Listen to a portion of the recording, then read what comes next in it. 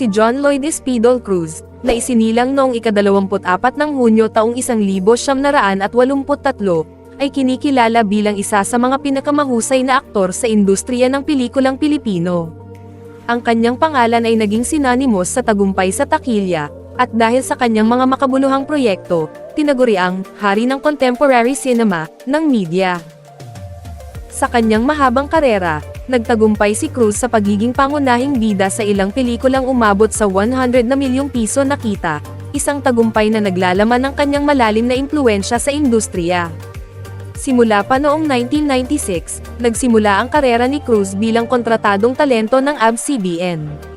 Naging bahagi siya ng ilang iconic na proyekto, at ang kanyang unang malaking pag-angat ay nangyari sa sikat na soap opera na Tabing Ilog. Ang pagtatambalan niya kay Bea Alonzo ay nagdala ng mga markadong tagumpay sa takilya, at nagbigay daan sa kanilang pagiging isa sa mga pinakamagaling na love teams sa kasaysayan ng industriya.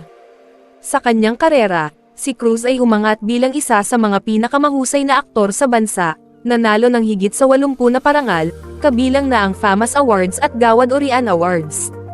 Isa siya sa mga pambansang alagad sa sining at nagdala ng karangalan sa bansa bilang unang Filipino at Southeast Asian actor na tumanggap ng Star Asia Award sa New York Asian Film Festival.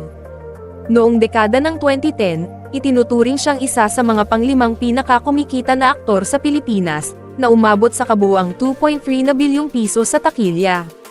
Isa sa kanyang mga pinakatanyag na pelikula ay ang A Second Chance, na naging ikalimang pinakamataas na kumikita sa kasaysayan ng pelikulang Pilipino, na umabot ng 556 na piso milyon.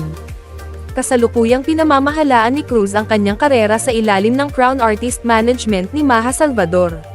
Noong ika-9 ng Nobyembre taong 2021, pumirma siya ng kontrata sa GMA Network, na nagpapahiwatig ng kanyang pagbabalik sa telebisyon.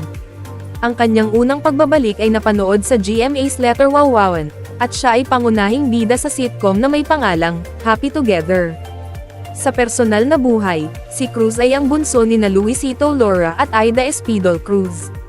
Ang kanyang pagpasok sa showbiz ay nagsimula nang ma-discover siya ng isang talent scout habang nanonood kasama ang mga kaibigan. Ang kanyang pag-angat sa showbiz ay nagsimula upang matulungan ang kanyang pamilya na malampasan ang mga problemang pinansyal, partikular na ang pagbagsak ng negosyo ng kanyang ama. Bilang isa sa mga itinuturing na pinakamahusay sa kanyang larangan, si Cruz ay nagtagumpay hindi lamang sa larangan ng pelikula kundi pati na rin sa telebisyon.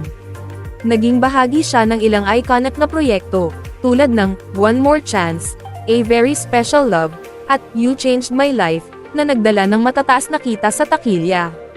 Bagamat dumaan si Cruz sa ilang pagsubok at kontrobersya sa kanyang personal na buhay, nananatili siyang kilala at iniidolo ng kanyang mga tagahanga. Sa kanyang kahusayan, tinanghal siya sa Philippine Walk of Fame ni German, Kuya Germs, Moreno sa Eastwood City, Libis, Quezon City. Ang mga proyektong pampelikula at pangtelebisyon ni Cruz ay patuloy na nagbibigay tuwa at tagumpay sa kanyang mga tagahanga, nag-iwan ng malalim na marka sa larangan ng sining at showbiz. Hanggang dito na lamang at huwag kalimotang mag-like at mag-subscribe. Pwede po kayong manalo ng 200 GCash kung aabot tayo sa 1,000 subscribers. Ang gawin nyo lang ay mag-like at nakasubscribe kayo sa aking channel. Huwag din ninyo kalimutan maglagay ng GCash number ninyo sa comment section, baka kayo na ang mapiling manalo ng 200 GCash. Ang rewards ay maibigay namin pag abot ng 1,000 subscribers na ang ating channel. Salamat po ng marami.